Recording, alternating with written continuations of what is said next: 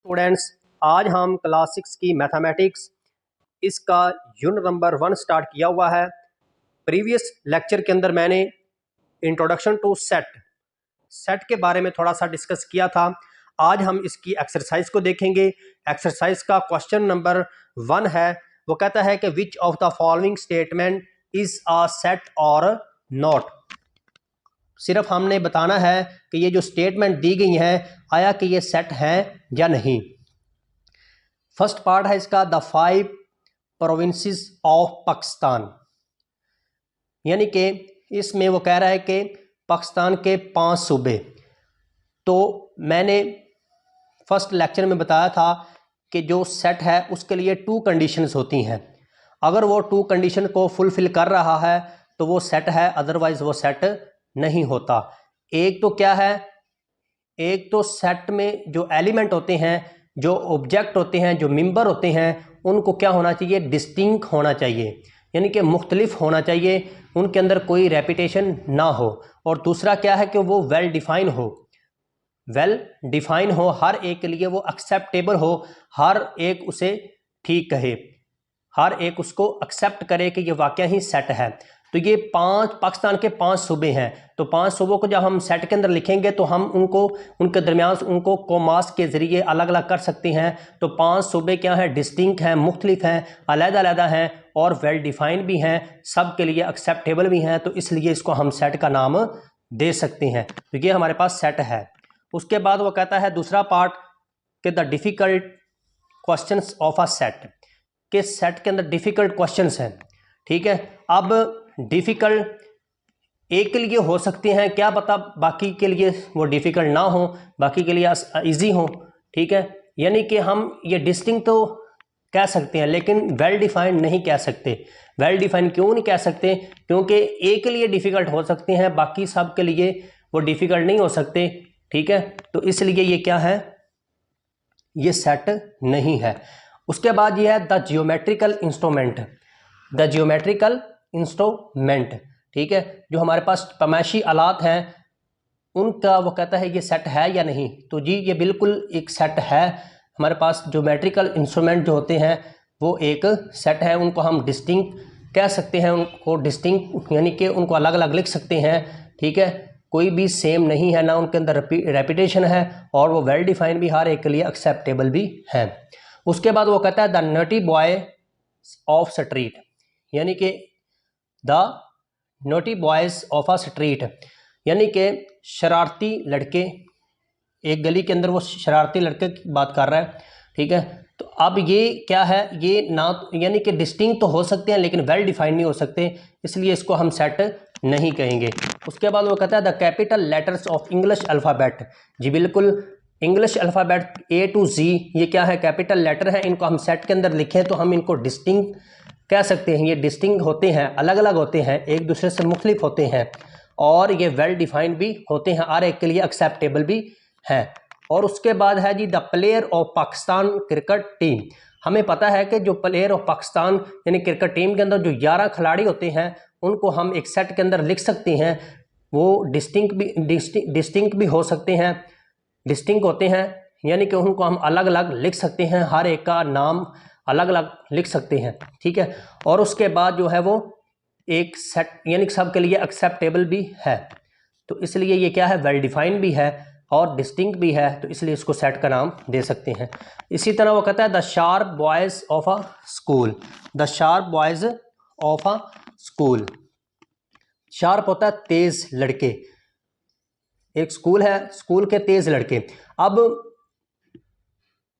इनको हम डिस्टिंक्ट तो कह सकते हैं, डिस्टिंक्ट तो कह सकते हैं लेकिन वेल डिफाइन नहीं कह सकते। वेल डिफाइन क्या है कि सब के लिए एक्सेप्टेबल नहीं है, यानी कि सब उसे कुछ लड़के होंगे जो यानी कि तेज़ होंगे, ठीक है, या शरारती होंगे, लेकिन सभी बॉयज़ शरारती नहीं होंगे या तेज़ नहीं होंगे।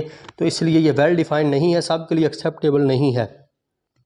उसके बाद वह कहता है जी the natural numbers less than 50, यानी कि नेचुरल नंबर जो हम डेली लाइफ के लिए डेली लाइफ में अकाउंटिंग के लिए यूज़ करते हैं वो हमारे पास नेचुरल नंबर होते हैं। तो वो कहता है कि नेचुरल नंबर लेस देन 50 हमारे पास 1 से लेकर वो आ जाएगा 49 तक। तो इसको हम एक सेट के अंदर लिख सकते हैं। ये डिस्टिंक्ट भी होते हैं, अलग अलग भी होते हैं, यानी मुख्तलिफ भी हैं और वेल डिफाइंड भी हैं, सबके लिए एक्सेप्टेबल भी हैं। तो इसलिए इसको हम नेचुरल नंबर लेस देन 50, तो ये हमारे पास एक सेट है। उसके बाद वो कहता है the whole numbers less than 9। अब होल नंबर कौन से होते हैं? जब हम नेचुरल नंबर के अंदर जीरो को ऐड कर देते हैं तो हमारे पास होल नंबर बन जाते हैं। ठीक है, अब ये क्या हो जाएगा, 0 से लेकर 8 तक इनको हम सेट के अंदर लिख सकते हैं, तो इसलिए ये हमारे पास क्या हुआ, एक सेट हुआ। आगे हम चलते हैं क्वेश्चन नंबर 2 की तरफ। क्वेश्चन नंबर 2 है तो क्लास आगे हमारा क्वेश्चन नंबर 2 है। इसमें वो कहता है इफ ए हमारे पास दिया गया है AEIOU, यानी कि ये ए सेट है एंड ये बी सेट है, then which of the following statements are true और फॉल्स। वो कहता है ये जो स्टेटमेंट दी गई हैं ये बताएं ट्रू हैं या फॉल्स हैं। ठीक है, तो जो ट्रू होगी उस पर हम टिक लगा देंगे और जो फॉल्स होगी उस पर हम क्रॉस लगा देंगे। अब देखना है कि जो ए है, ए बिलोंग करता है ए से, यानी कि ए जो छोटा है वो ए बड़े से बिलोंग करता है या नहीं। तो ये हमारे पास एक ए सेट है, कैपिटल ए है, इसके अंदर ये एलिमेंट पड़े हुए हैं वावल हरूफ जिन्हें हम कहते हैं AEIOU। अब ए बिलोंग करता है ए को, तो ये ठीक है, ये क्या है, ट्रू है, ये वाकई ही ए जो है वो ए सेट को बिलोंग करता है।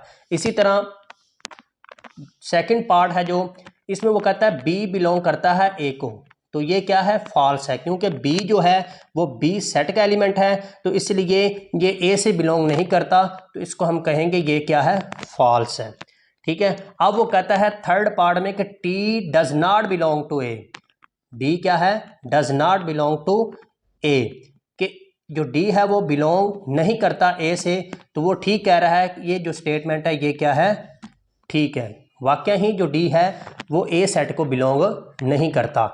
अब इसी तरह पार्ट नंबर 4 है, इसमें वो कहता है C does not belong to B, तो ये क्या है, ये हमारे पास ये जो स्टेटमेंट है ये रॉन्ग है, तो इसलिए हम इस पे क्रॉस लगाएंगे, ये फॉल्स है, क्योंकि सी तो बिलोंग करता है बी को। ये देखें ना, सी हमारे पास जो है एलिमेंट वो बी का एलिमेंट है, सेट बी का एलिमेंट है, तो इसलिए ये क्या है, ये फॉल्स है। अब आगे है 5 पार्ट, इसमें आई बिलोंग करता है बी को, आई बिलोंग करता है, तो ये क्या है, ये जो स्टेटमेंट है ये फॉल्स है, क्योंकि आई जो है वो सेट ए का एलिमेंट है, सेट ए का एलिमेंट है, तो इसलिए ये आई बिलोंग टू बी नहीं करता, तो इसलिए इसको हम कहेंगे ये फॉल्स है, क्रॉस लगा देंगे। उसके बाद आई बिलोंग करता है ए को, तो ये बिल्कुल आई एलिमेंट है सेट ए का, तो ये जो है ये स्टेटमेंट ट्रू है। ठीक है, उसके बाद जी पार्ट नंबर 7 है, इसमें वो कहता है कि एफ बिलोंग करता है ए से, एफ बिलोंग करता है ए से, तो ये क्या है, स्टेटमेंट फॉल्स है। क्यों? क्योंकि एफ जो है वो सेट बी का एलिमेंट है, तो इसलिए ये क्या है, फॉल्स है। उसके बाद जी पार्ट नंबर 8 है, इसमें वो कहता है कि वी बिलोंग कर रहा है ए से, तो ये क्या है, ये भी फॉल्स है, क्योंकि वी जो है वो सेट बी का एलिमेंट है, तो इसलिए इसको भी हम क्रॉस लगाएंगे। और उसके बाद वो कहता है X does not belong to A, तो ये स्टेटमेंट ठीक है, क्योंकि एक्स क्या है, इसके अंदर कोई भी एलिमेंट एक्स नहीं है, तो इसलिए ये जो है आपके पे स्टेटमेंट ये ट्रू है। ठीक है, उसके बाद वो कहता है जी बिलोंग टू बी, तो ये स्टेटमेंट उसकी ठीक है, क्योंकि ए से जी तक के एलिमेंट वो सेट बी के हैं, तो इसलिए हम जो जी है जो वो क्या है, बिलोंग कर रहा है बी से, तो ये स्टेटमेंट उसकी ट्रू है।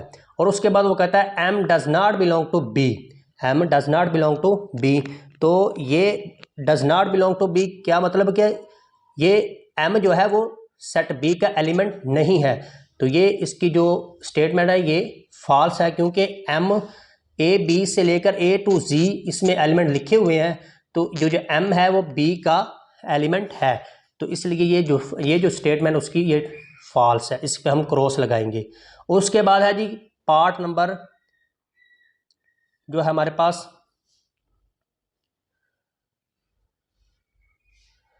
12 है, तो इसमें वो कहता है कि ए बिलोंग करता है बी से, ए बिलोंग करता है बी से, तो ये उसकी स्टेटमेंट ठीक है। वाकया ही ए जो है वो सेट बी का एलिमेंट है, तो इसको हम टिक लगा देंगे। तो ये थे आज का हमारे पास, ये था मतलब क्वेश्चन नंबर 2 था।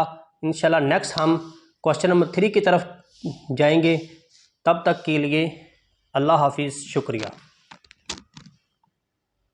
स्टूडेंट्स, आज हम क्लास 6 की मैथमेटिक्स इसका यूनिट नंबर 1 स्टार्ट किया हुआ है। प्रीवियस लेक्चर के अंदर मैंने इंट्रोडक्शन टू सेट के बारे में थोड़ा सा डिस्कस किया था। आज हम इसकी एक्सरसाइज को देखेंगे। एक्सरसाइज का क्वेश्चन नंबर 1 है, वो कहता है कि विच of the following statement is a set और नॉट। सिर्फ हमने बताना है कि ये जो स्टेटमेंट दी गई है आया कि ये सेट है या नहीं। फर्स्ट पार्ट है इसका, द 5 प्रोविंसेस ऑफ पाकिस्तान, यानी कि इसमें वो कह रहा है कि पाकिस्तान के 5 सूबे। तो मैंने फर्स्ट लेक्चर में बताया था कि जो सेट है उसके लिए 2 कंडीशंस होती हैं। अगर वो 2 कंडीशन को फुलफिल कर रहा है तो वो सेट है, अदरवाइज वो सेट नहीं होता। एक तो क्या है, एक तो सेट में जो एलिमेंट होते हैं, जो ऑब्जेक्ट होते हैं, जो मेंबर होते हैं, उनको क्या होना चाहिए, डिस्टिंक्ट होना चाहिए, यानी कि मुख्तलिफ होना चाहिए, उनके अंदर कोई रेपिटेशन ना हो। और दूसरा क्या है कि वो वेल डिफाइन हो, हर एक के लिए वो एक्सेप्टेबल हो, हर एक उसे ठीक कहे, हर एक उसको एक्सेप्ट करे कि ये वाकया ही सेट है।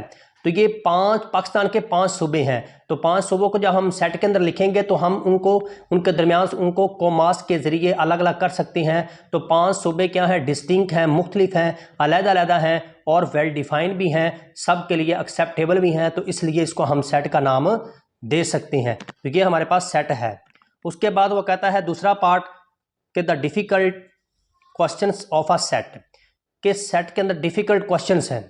ठीक है, अब डिफ़िकल्ट एक के लिए हो सकते हैं, क्या पता बाकी के लिए वो डिफ़िकल्ट ना हो, बाकी के लिए इजी हो। ठीक है, यानी कि हम ये डिस्टिंक्ट तो कह सकते हैं लेकिन वेल डिफाइंड नहीं कह सकते। वेल डिफाइंड क्यों नहीं कह सकते, क्योंकि एक के लिए डिफ़िकल्ट हो सकते हैं, बाकी सब के लिए वो डिफ़िकल्ट नहीं हो सकते। ठीक है, तो इसलिए ये क्या है, ये सेट नहीं है। उसके बाद ये है the geometrical instrument, the geometrical instrument. ठीक है, जो हमारे पास पैमाइशी आलात हैं उनका वो कहता है ये सेट है या नहीं। तो जी ये बिल्कुल एक सेट है। हमारे पास ज्योमेट्रिकल इंस्ट्रूमेंट जो होते हैं वो एक सेट है, उनको हम डिस्टिंक्ट कह सकते हैं, उनको डिस्टिंक्ट यानी कि उनको अलग अलग लिख सकते हैं। ठीक है, कोई भी सेम नहीं है, ना उनके अंदर रेपिटेशन है और वो वेल डिफाइंड भी हर एक के लिए एक्सेप्टेबल भी है। उसके बाद वो कहता है the naughty boy of street, यानी कि the naughty boys of a street, यानी कि शरारती लड़के, एक गली के अंदर वो शरारती लड़के की बात कर रहा है। ठीक है, तो अब ये क्या है, ये ना यानी कि डिस्टिंक्ट तो हो सकते हैं लेकिन वेल डिफाइंड नहीं हो सकते, इसलिए इसको हम सेट नहीं कहेंगे। उसके बाद वो कहता है the capital letters of English alphabet.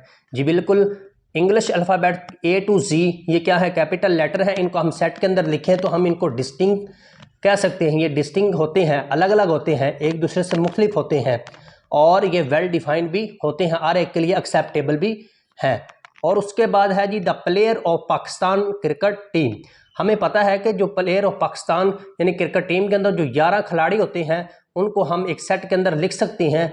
वो डिस्टिंक्ट भी हो सकते हैं, डिस्टिंक्ट होते हैं, यानी कि उनको हम अलग अलग लिख सकते हैं, हर एक का नाम अलग अलग लिख सकते हैं। ठीक है, और उसके बाद जो है वो एक सेट यानी कि सब के लिए एक्सेप्टेबल भी है। तो इसलिए ये क्या है, वेल डिफाइंड भी है और डिस्टिंक्ट भी है, तो इसलिए इसको सेट का नाम दे सकते हैं। इसी तरह वो कहता है the sharp boys of a school, the sharp boys of a school. Sharp होता है तेज लड़के, एक स्कूल है, स्कूल के तेज लड़के। अब इनको हम डिस्टिंक्ट तो कह सकते हैं, डिस्टिंक्ट तो कह सकते हैं लेकिन वेल डिफाइन नहीं कह सकते। वेल डिफाइन क्या है कि सब के लिए एक्सेप्टेबल नहीं है, यानी कि सब उसे कुछ लड़के होंगे जो यानी कि तेज़ होंगे, ठीक है, या शरारती होंगे, लेकिन सभी बॉयज़ जो शरारती नहीं होंगे या तेज़ नहीं होंगे, तो इसलिए ये वेल डिफाइंड नहीं है, सब के लिए एक्सेप्टेबल नहीं है। उसके बाद वह कहता है जी the natural numbers less than 50, यानी कि नेचुरल नंबर जो हम डेली लाइफ के लिए डेली लाइफ में अकाउंटिंग के लिए यूज़ करते हैं वो हमारे पास नेचुरल नंबर होते हैं। तो वो कहता है कि नेचुरल नंबर लेस देन 50 हमारे पास 1 से लेकर वो आ जाएगा 49 तक। तो इसको हम एक सेट के अंदर लिख सकते हैं। ये डिस्टिंक्ट भी होते हैं, अलग अलग भी होते हैं, यानी मुख्तलिफ भी हैं और वेल डिफाइंड भी हैं, सब के लिए एक्सेप्टेबल भी हैं। तो इसलिए इसको हम नेचुरल नंबर लेस देन 50, तो ये हमारे पास एक सेट है। उसके बाद वो कहता है the whole numbers less than 9। अब होल नंबर कौन से होते हैं? जब हम नेचुरल नंबर के अंदर 0 को ऐड कर देते हैं तो हमारे पास होल नंबर बन जाते हैं। ठीक है, अब ये क्या 0 से लेकर 8 तक इनको हम सेट के अंदर लिख सकते हैं, तो इसलिए ये हमारे पास क्या हुआ, एक सेट हुआ। आगे हम चलते हैं क्वेश्चन नंबर 2 की तरफ। क्वेश्चन नंबर 2 है तो क्लास आगे हमारा क्वेश्चन नंबर 2 है। इसमें वो कहता है इफ़ ए हमारे पास दिया गया है AEIOU, यानी कि ये ए सेट है एंड ये बी सेट है, then which of the following statements are true और फॉल्स। वो कहता है ये जो स्टेटमेंट दी गई हैं ये बताएं ट्रू हैं या फॉल्स हैं। ठीक है, तो जो ट्रू होगी उस पर हम टिक लगा देंगे और जो फॉल्स होगी उस पर हम क्रॉस लगा देंगे। अब देखना है कि जो ए है, ए बिलोंग करता है ए से, यानी कि ए जो छोटा है वो ए बड़े से बिलोंग करता है या नहीं। तो ये हमारे पास एक ए सेट है, कैपिटल ए है, इसके अंदर ये एलिमेंट पड़े हुए हैं वावल हरूफ जिन्हें हम कहते हैं AEIOU।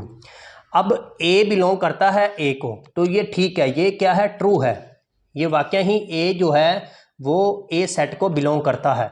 इसी तरह सेकंड पार्ट है जो इसमें वो कहता है बी बिलोंग करता है ए को, तो ये क्या है, फॉल्स है, क्योंकि बी जो है वो बी सेट का एलिमेंट है, तो इसलिए ये ए से बिलोंग नहीं करता, तो इसको हम कहेंगे ये क्या है, फॉल्स है। ठीक है, अब वो कहता है थर्ड पार्ट में कि T does not belong to A, D क्या है, does not belong to A, कि जो डी है वो बिलोंग नहीं करता ए से, तो वो ठीक कह रहा है, ये जो स्टेटमेंट है ये क्या है, ठीक है, वाकई ही जो डी है वो ए सेट को बिलोंग नहीं करता। अब इसी तरह पार्ट नंबर 4 है, इसमें वो कहता है C does not belong to B, तो ये क्या है, ये हमारे पास ये जो स्टेटमेंट है ये रॉन्ग है, तो इसलिए हम इस पे क्रॉस लगाएंगे, ये फॉल्स है, क्योंकि सी तो बिलोंग करता है बी को।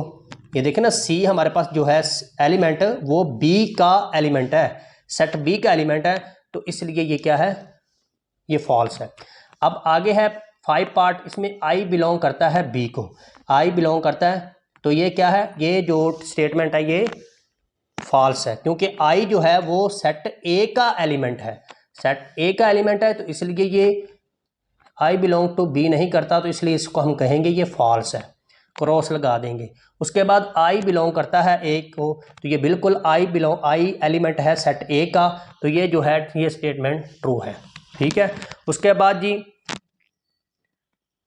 पार्ट नंबर 7 है, इसमें वो कहता है कि एफ बिलोंग करता है ए से, एफ बिलोंग करता है ए से, तो ये क्या है, स्टेटमेंट फॉल्स है। क्यों? क्योंकि एफ जो है वो सेट बी का एलिमेंट है, तो इसलिए ये क्या है, फॉल्स है।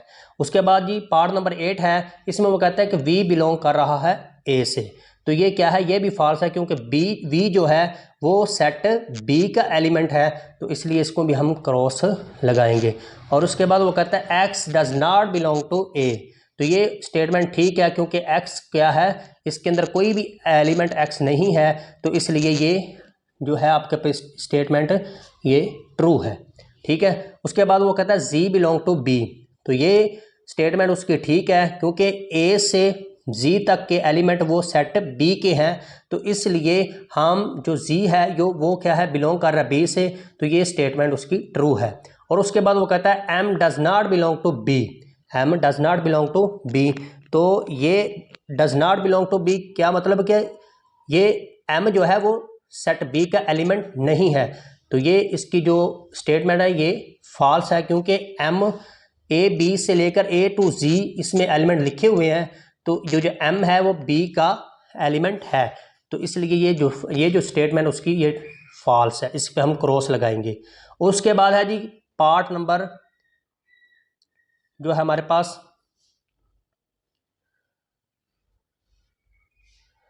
12 है, तो इसमें वो कहता है कि ए बिलोंग करता है बी से, ए बिलोंग करता है बी से, तो ये उसकी स्टेटमेंट ठीक है, वाकया ही ए जो है वो सेट बी का एलिमेंट है, तो इसको हम टिक लगा देंगे। तो ये थे आज का हमारे पास, ये था मतलब क्वेश्चन नंबर 2 था। इंशाल्लाह नेक्स्ट हम क्वेश्चन नंबर 3 की तरफ जाएंगे। तब तक के लिए अल्लाह हाफिज़, शुक्रिया।